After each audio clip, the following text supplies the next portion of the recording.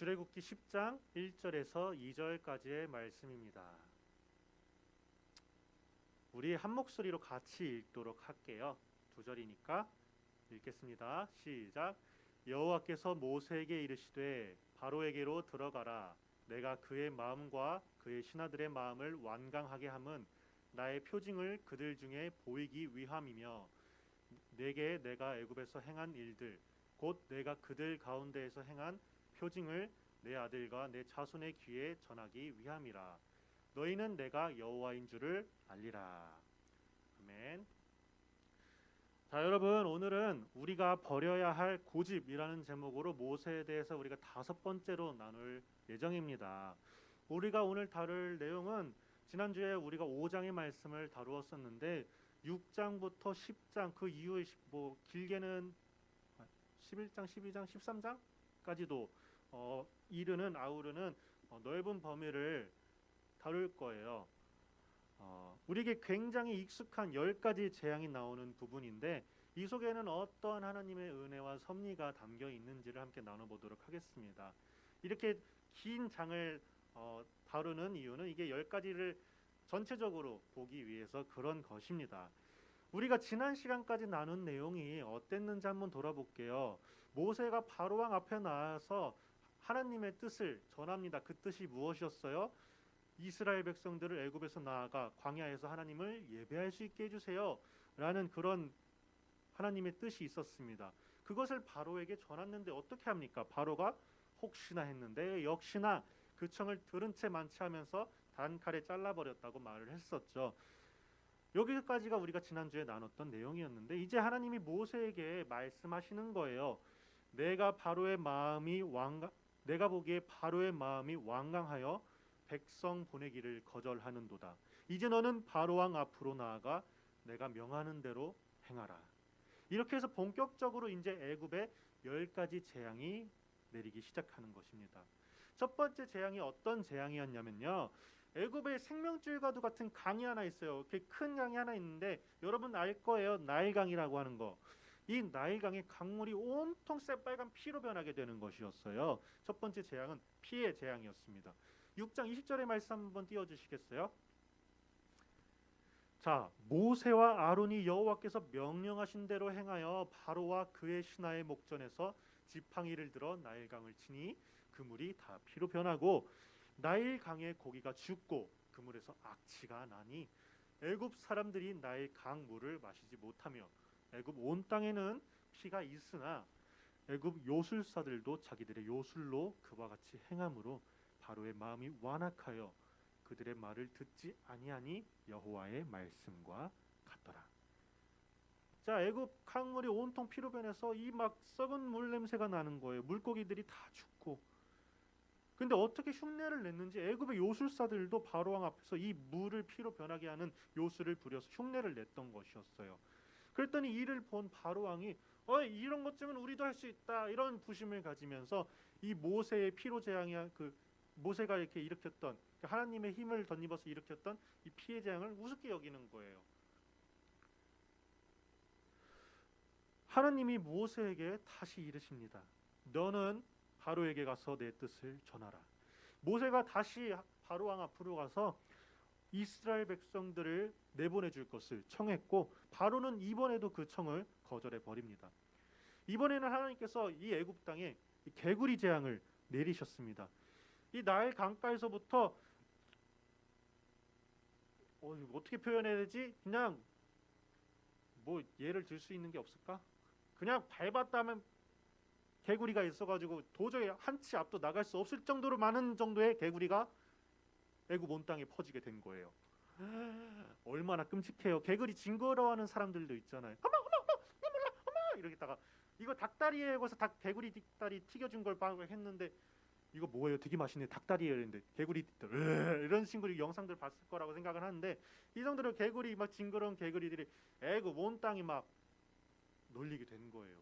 뭐 개구리가 귀엽다는 사람들도 그게 한두 마리일 때지 빽빽하게 해서 개굴 이러는 거 보고 있으면은 그게 과연 귀엽고 이쁠까요? 수없이 많은 개구리가 애굽 온 천지에 가득하게 된 것이었어요. 근데 좀 웃긴 게 이번에도 이 애굽의 요술사들이 흉내를 내면서, 물론 이게 흉내니까 마술, 지금의 마술처럼 트릭이겠죠. 이 개구리가 생겨나게 했어요. 모세가 한 것처럼.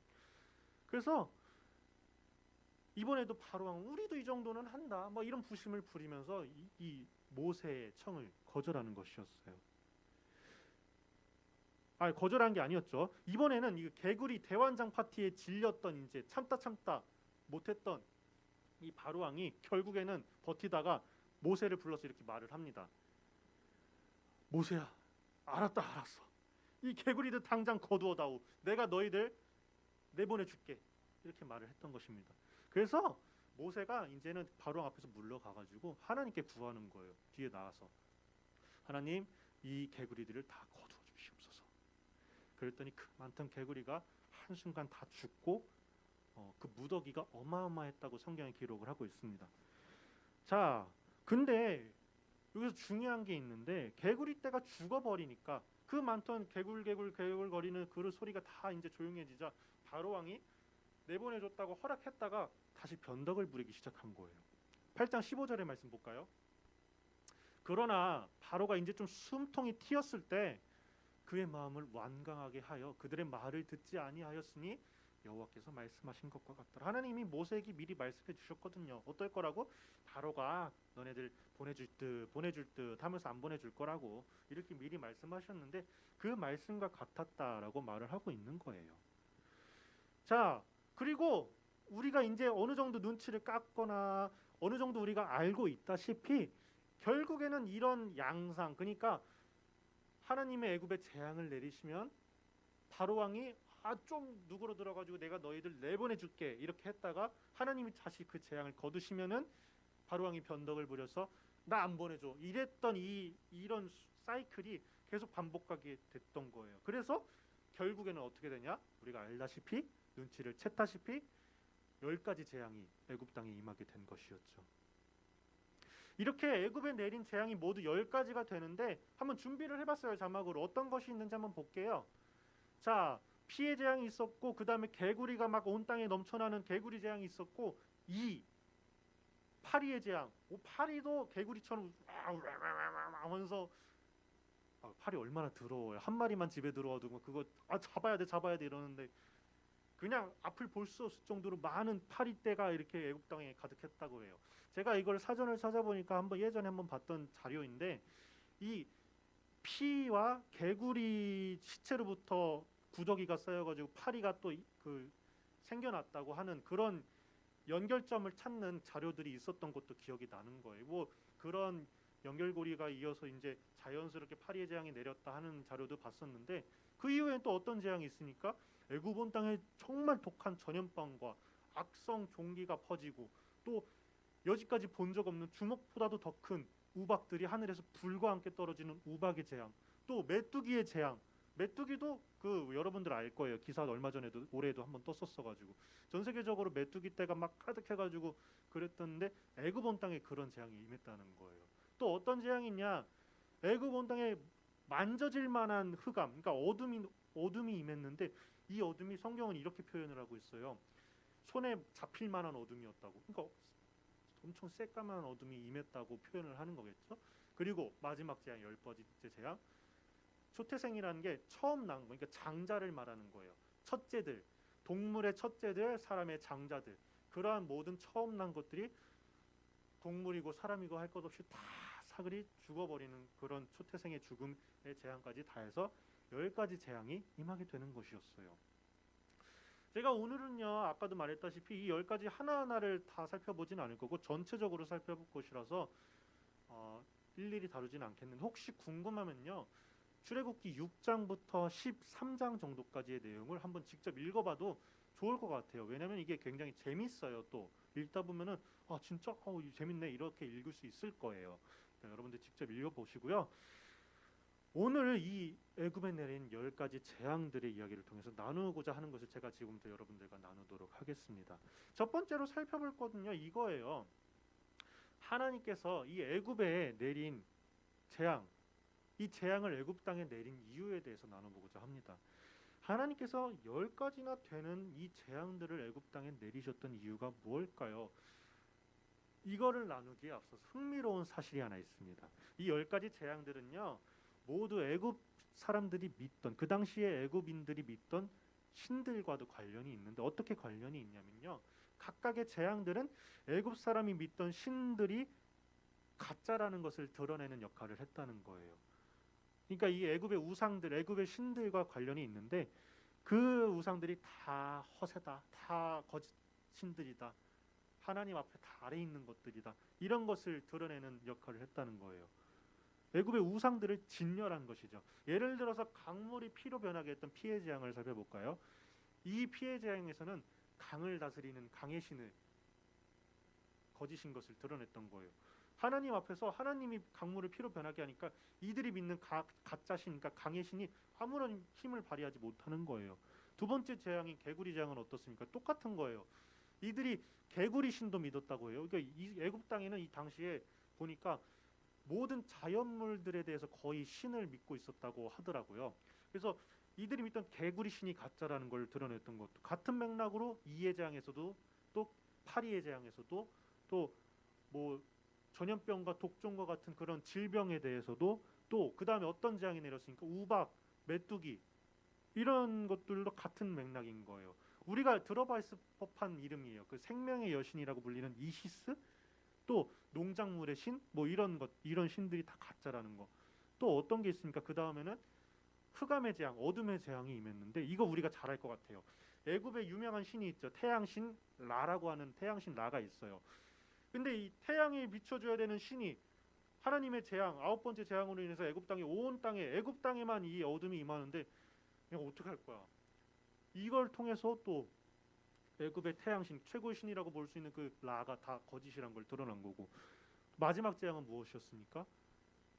처음 난 것들이 다 죽는데, 이때는 그들이 정말 신격화해서 섬기던 바로 왕, 바로 왕의 첫째 아들도 이 앞에서는 어떻게 할 수 없이 그냥 죽어버리게 되는 거예요. 바로 왕마저도 하나님 앞에서는 맥을 못 추는 거예요. 이런 모습처럼 10가지 재앙들은 하나님의 그 위대하심을 드러내고 애굽의 사람들이 믿던 신들이 다 헛것이라는 것을, 거짓이라는 것을 드러냈다는 것이죠. 또 우리가 아까 성경 말씀을 통해서 읽어봤는데, 성경에 보면 아까 요술사들이 처음 몇 개의 그 재앙들은 흉내를 내서 따라했다고 하고 있어요. 우리도 이 정도는 할 수 있다, 어디 더 한번 해봐라, 막 이런 요술들을 부렸다고 했었는데, 나중에 가서는 이게 점점 강도가 심해지니까 이제 이들이 좀 요술로는 따라할 수가 없는 거예요. 마술도 한계가 있잖아요. 막 순간이동 마술 어떻게 하는지 모르겠는데 지금 다 그것도 다 트릭을 써서 하는 거잖아요. 근데 이 사람들도 이제는 그 범접할 수 없는 범위까지 재앙이 임하게 되자, 우리는 이제 지지쳤습니다, 이렇게 말을 하게 된 거예요. 애굽의 요술 역시도 아무짝에 쓸모없는 거짓 것들이다, 헛것이라는 것이 드러나게 된 것이죠. 여러분들, 이처럼 인간은 결코 흉내도 낼 수 없고 막 범접할 수도 없을 만한 이런 재앙들을, 이런 이적들을 애굽 땅에 일으키신 분이 누구냐는 거예요. 바로 하나님이시라는 거죠. 세상 모든 만물을 지으시고 주관하시는 하나님이 그 재앙을 내리셨다는 거예요. 그리고 하나님께서 이 재앙을 통해서 이스라엘 백성들과, 그 당시의 이스라엘 백성들과 지금을 살아가고 있는 우리들에게 말씀하고 계신 거예요. 뭘 말하고 계시냐? 하나님만이 유일한 신이시고 유일한 하나님이시고 그 외에 다른 신들은 모두 거짓이다, 헛것이다 라는 것을 보여주고 계신 거죠. 모든 권세와 능력이 다 당신께 있음을 증명하신 거예요.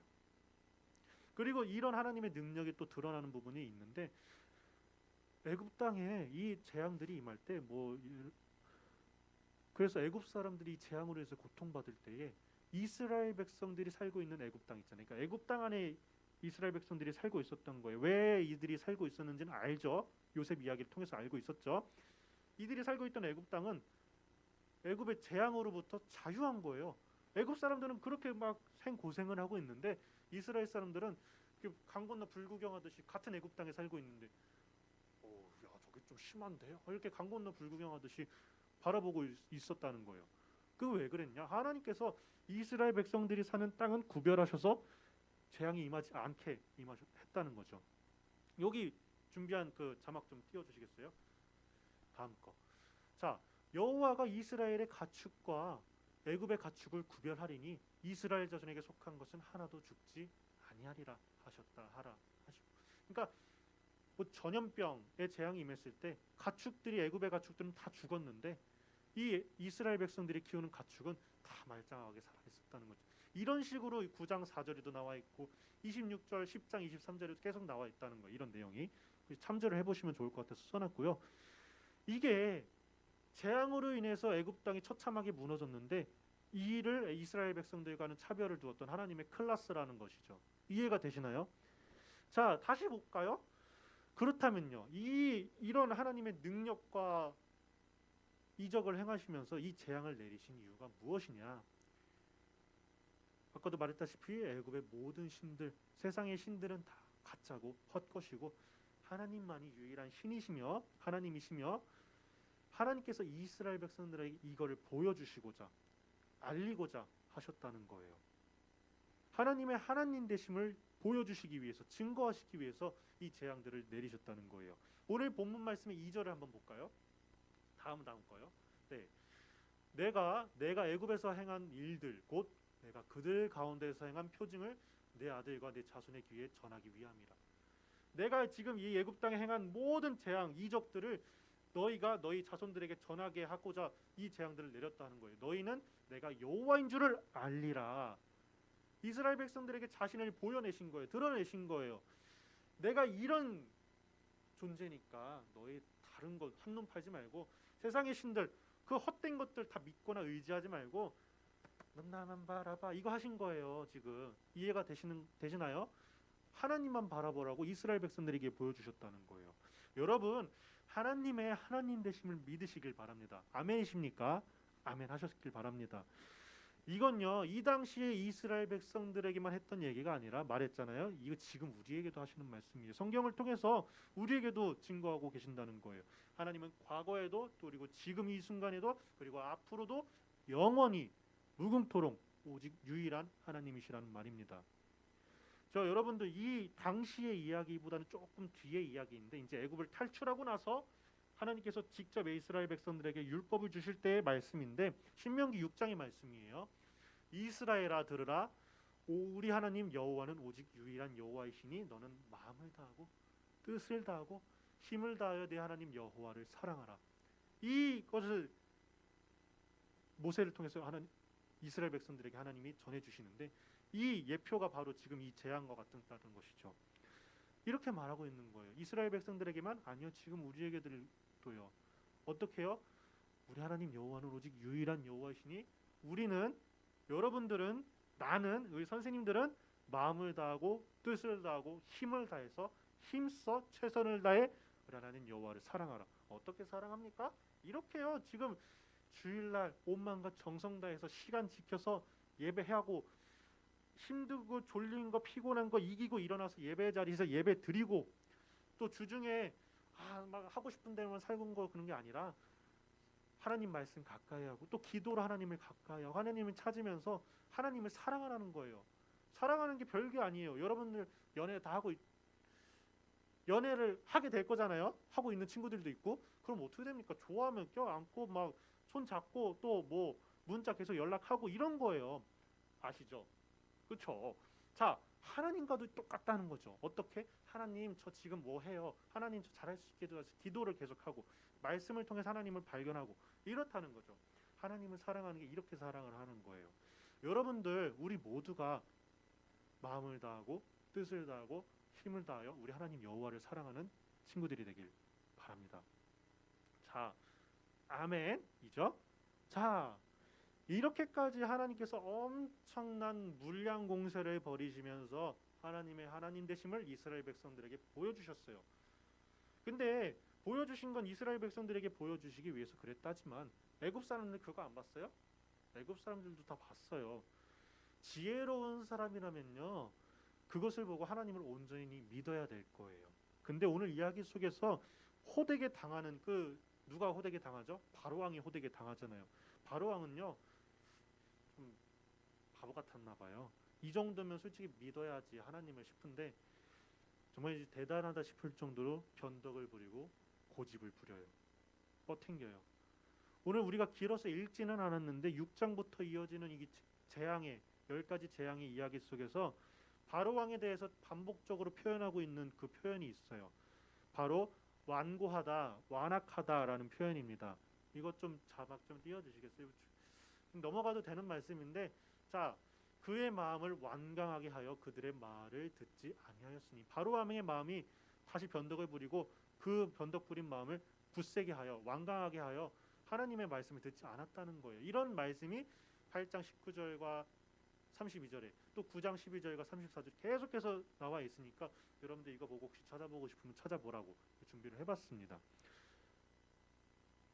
그 긴 이야기에 걸쳐서 계속 재앙이 하나 임할 때마다 이런 마음을 완고하게 먹는 그런 모습을 보였다는 거예요. 우리말로 뭐예요? 똥꼬집이라는 거예요. 설교 제목도 사실 우리의 똥꼬집 버려야 됩니다. 이렇게 하려다가 똥자를 이게 설교 제목에 올리기가 좀 그래가지고 이렇게 순화를 해서 올렸어요. 자, 아니 여러분, 이 정도로 하나님이 하나님 대신 보여줬으면 애굽 사람들이 봤을 거 아니에요. 바로 왕도 봤을 거 아니에요. 믿어야 되는 거 아닙니까? 믿기지 않는 것도 정도가 있지. 이 정도로 눈앞에서 떡하니 봤으면, 아, 우리가 믿는 신들 다 거짓이었구나, 다 가짜였구나, 하나님만이 하나님이시구나, 이런 생각을 했으면 좀 좋았을 텐데 바로왕은 그러지 않았다는 것이죠. 처음에는 바로왕 밑에서 굽신굽신하던 그 왕의 신하들도 나중에 가서는 왕한테 한마디를 하는 거예요. 여기에는 아까 요술을 부렸다고 했던 그 요술사들도 포함이 됐을 거라고 생각을 합니다. 10장 7절의 말씀인데, 바로의 신하들이 이제 왕한테 가가지고 이렇게 말을 하는 거예요. 어느 때까지 저 모세라는 사람이 우리의 함정이 되게 하겠습니까? 그냥 저 사람들 내보내가지고 아유 예배하게 해요. 아, 우리 이렇게 고생하고 지금 이거 우리 망하게 생겼어. 애굽이 망한 줄을 알지 못하시나이까. 바로한테 이게 답답해가지고 신하들이 이렇게 말을 하는 거예요. 바로 왕만 빼고 다 알고 있었다는 거죠. 이런 왕이 나라를 다스리면 망하게 되는 거예요. 자, 10번이나 그렇게 당했으면은 이거 알아야지. 답답해 죽일 지경이었다는 거예요. 여러분 그렇지 않아요? 여러분이 보기에도? 근데요, 여러분 제가 하고 싶은 말은요, 이토록 하나님을 경험하고도 깨닫지 못하는 모습이 우리의 모습에도 있다는 거예요. 우리 친구들 솔직히 말해가지고 우리 중고등부에서는 교회 다닌 지 오래된 친구들이 많은 거 다 알고 있어요. 교회 다닌 지도 오래됐고 신앙생활도 오래 했어요. 각자마다 다르겠지만 제가 감히 예상해 보건대 여러분들이 진짜 적게 잡아도 한 번씩은 하나님의 하나님 되심을, 하나님께서 여러분의 삶을 인도하신다는 그런 경험을 진짜 적게 잡아도 한 번씩은 하지 않았을까 생각을 해봐요. 아, 하나님이 해주셨네, 이런 생각을 한 번쯤은 했을 거라고 생각해요. 적어도 지금까지 댕겼다면. 근데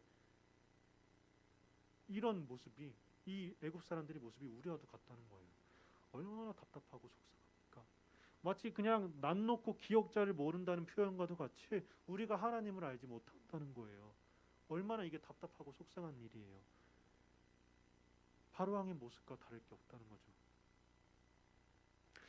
성경은요, 표현하기를 바로왕이 그의 마음을 완악하게 하니, 완고하게 하니 라고 표현하고 있습니다. 똥꼬집을 부린다는 건데, 이런 똥꼬집 여러분들 당장 버리시길 바랍니다. 그래서 하나님을 바로 깨달아 알고 온전히 하나님 안에 거하는 사람이 되길 바랍니다. 내게 안 좋은 고집이 있고 이게 고집인 것을 아는데도 버려야 될 그냥 쓰레기인 것을 알매도 불구하고 내가 그것을 계속 쥐고 있다면요, 이것처럼 바보가 없는 거예요. 잘못된 것을 알았으면 고쳐야 되는 거고, 필요 없는 걸 알았으면 버려야지. 애지중지해봤자 필요가 없다는 거예요. 쓸모가 없다는 거예요. 고집은 버려야 됩니다. 특히 신앙에 있어서 안 좋은 고집들은 말입니다. 다만 우리가 기억을 해야 될 것은요, 오늘 본문에서도 말하고 있는데, 이 바로왕의 완악함, 바로왕의 고집은 하나님께서 바로왕에게 그렇게 되도록 이끄셨다는 것은 우리가 좀 참작을 해야 돼요. 오늘 본문 1절의 말씀인데, 여호와께서 모세에게 이르시되 바로에게로 들어가라. 내가 그의 마음과 그의 신하들의 마음을 완강하게 한 것은, 그러니까 하나님이 그 일부러 그렇게 하셨다는 것, 나의 표징을 그들에게 보이기 위함이냐. 이게 무슨 말이냐 하면요, 하나님께서 그 하나님의 하나님 되심, 그러니까 10가지 재앙들을 내려서 하나님의 자신을 증거하실 때에 그 모든 것들을 좀 더 극적으로 보이게 하기 위해서 하나님이 바로왕을 일종의 도구로 사용을 하셨다는 거예요. 바로왕이 재앙 하나 내렸는데, 아유 그래 가 우리 아유 하면서 이제 가라고 했으면은 그들은 뭐 한 가지 재앙만 보고서 하나님을 받아들이게 됐어야 됐던 거니까 이 하나님이 이제 하나의 계략을 도구를 쓰신 것이죠.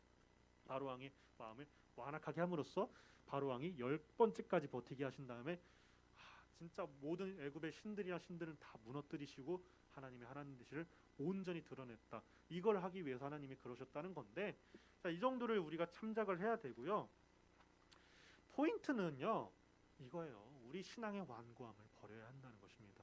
또 이 성경 속에서도 우리가 알 수 있다시피 이런 바로 왕이 갖고 있었던 완고함처럼 우리 마음속에도 완고함이 있을 텐데, 이런 신앙의 똥꼬집들이 있을 텐데, 이런 고집을 관여하시고 주관하시는 분이 또 하나님이시라면요, 우리가 이를 위해서도 하나님께 기도할 수 있지 않을까요? 어떻게? 하나님, 나에게도 이런 신앙의 똥꼬집이 있다면요, 하나님 당장 깨닫게 하시고 당장 그 똥꼬집을 버리게 하시고 하나님 편에서, 하나님 안에서, 하나님 보시기에 하나님만 바라보면서 살 수 있게 해주세요. 기도하라는 거예요. 하나님을 바로 믿고 싶어요. 하나님을 나의 하나님으로 섬기고 싶어요.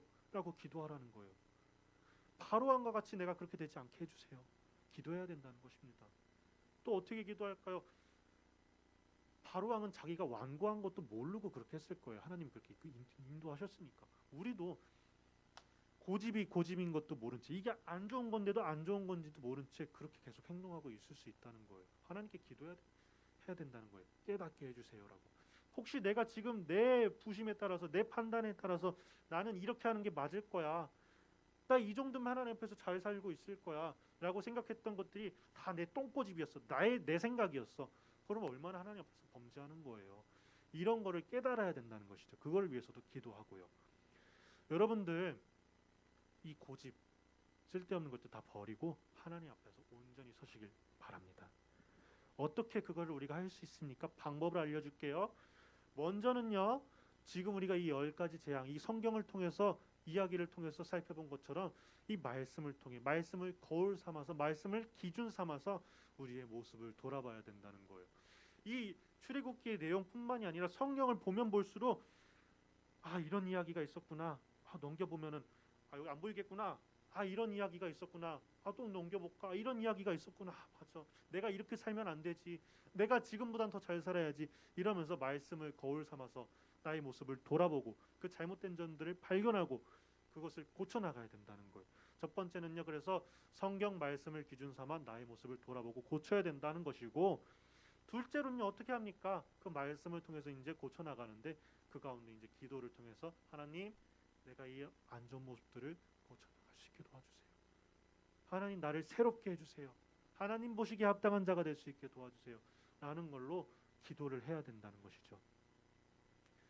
여러분들, 말씀과 기도가 없으면요, 결코 이 세상에서 잘 살아갈 수가 없어요. 물론 여러분들이 세상의 기준으로 볼 때는 예수님 안 믿는 사람들도 돈 많이 벌고 좋은 집에서 살고 좋은 직장 다니면서 사는데, 결국에는 그게 어떻다는 거니까 말짱꽝이라는 거예요. 애굽 사람들이 믿던 신들처럼요, 다 헛것이라는 거예요. 죽어서 어디 갑니까? 천국을 가야죠. 그리고 그것을 목표로 삼아야죠. 우리가 말씀과 기도로 기준을 삼아서 하나님 앞에서 바르게 살아갈 때에, 우리가 비록 이 세상에서 좀 좋게 살지 못해서, 물론 여러분들 커가지고 잘 되길 축복합니다.